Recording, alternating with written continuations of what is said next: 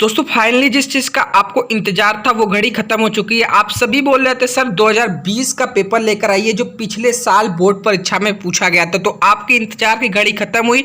आज शुभम क्लासेस पर आपको क्लास 10 12 हिंदी का पेपर बताया जाएगा कि 2020 का बोर्ड परीक्षा का कौन सा पेपर, आपको कौन कौन से पेपर इस क्वेश्चन में पूछे गए थे, साथ में आपको सभी विषयों का पेपर कैसे मिलेगा विद सॉल्यूशन। तो आपसे रिक्वेस्ट है, अगर आप क्लास 10 12 के स्टूडेंट हो तो इस वीडियो को शुरू से अंत जरूर देखना। हम लोग जानेंगे एकदम डिटेल में कौन कौन से साहित्यिक परिचय आए थे, कौन कौन से अलंकार आए थे, कौन कौन से जीवन परिचय आए थे।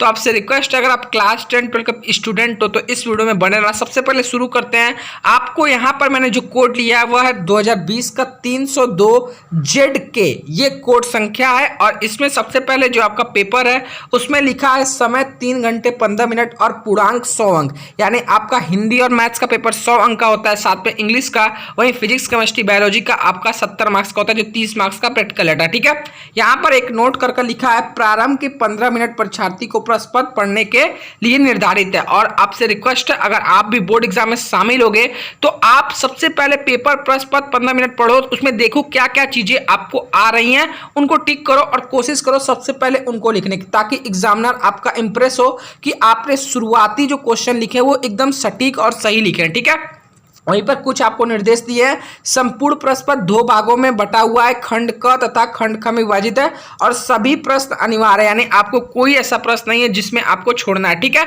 सबसे पहले खंड क रहता है, खंड क में आपके टोटल 10 क्वेश्चन आएंगे, 5 रहेगा गद्य से, अब 5 रहेगा पद्य से। ठीक है, ये इस साल का भी पेपर पैटर्न है। सबसे पहला क्वेश्चन आपके खंड क में है, क्या भूलू क्या याद करूं आत्मकथा है। आपको 4 ऑप्शन दिए, सुमित्रानंद पंत की, डॉक्टर राजेंद्र प्रसाद की, हरिवंश राय बच्चन की और अज्ञे की। ठीक है, इसका कमेंट बॉक्स में जल्दी से आंसर दे दो कि खंड का पहला क्वेश्चन कौन सा है।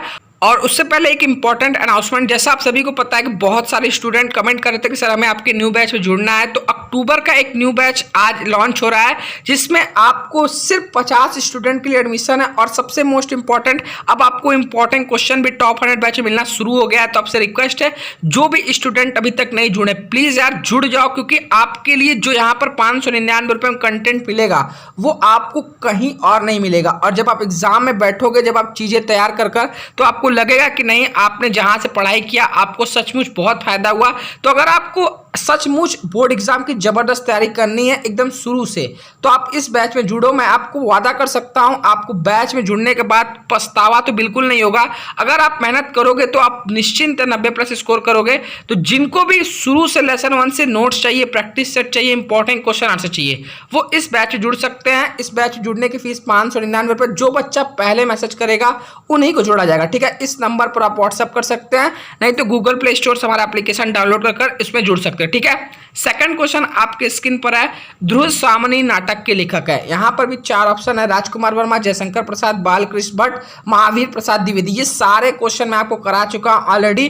जितने स्टूडेंट रेगुलर वीडियो देख रहे हैं वो सभी कमेंट करते चलो, क्योंकि ये आज का दिन है कि आप मुझे बताओ कि आप सबको कितने क्वेश्चन का जवाब आ रहा है। ठीक है, तीसरा क्वेश्चन जो आया था इस साल, अशोक के फूल निबंध के लेखक है। इसका भी 4 ऑप्शन है, रामचंद्र शुक्ल, हजारी प्रसाद द्विवेदी, विद्या निवास मिश्र, राम विलास शर्मा जी। ठीक है, आप ये सभी क्वेश्चन का आंसर देते चलो, और जो स्टूडेंट का सभी क्वेश्चन का आंसर सही रहेगा उसमें से एक स्टूडेंट को मैं टॉप 100 बैच में जोड़ूंगा, क्योंकि ऑलरेडी मैंने 3 स्टूडेंट को जोड़ चुका हूं।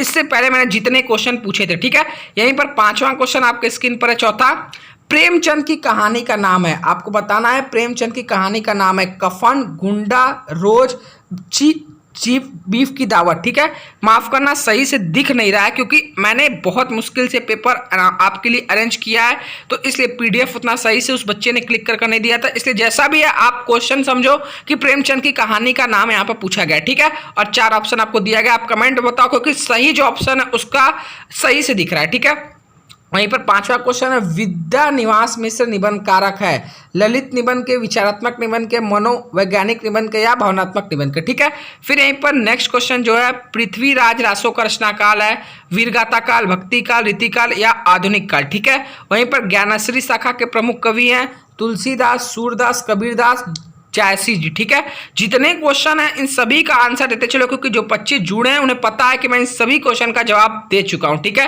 कामायनी के प्रथम सर का नाम है चिंता, आशा, श्रद्धा या ईड़ा। ठीक है, ये 4 ऑप्शन आपको दिए गए हैं।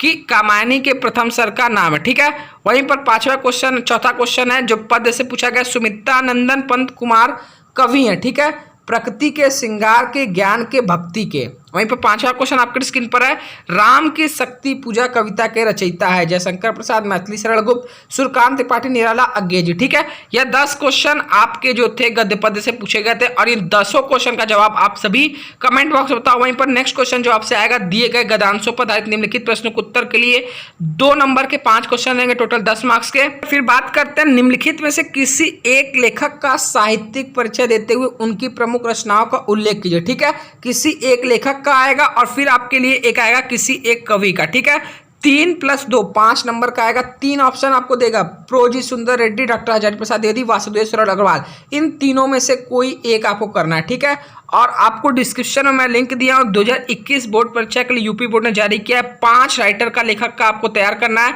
वो कौन कौन से डिस्क्रिप्शन में हिंदी के प्लेलिस्ट में जाकर आप देख लेना।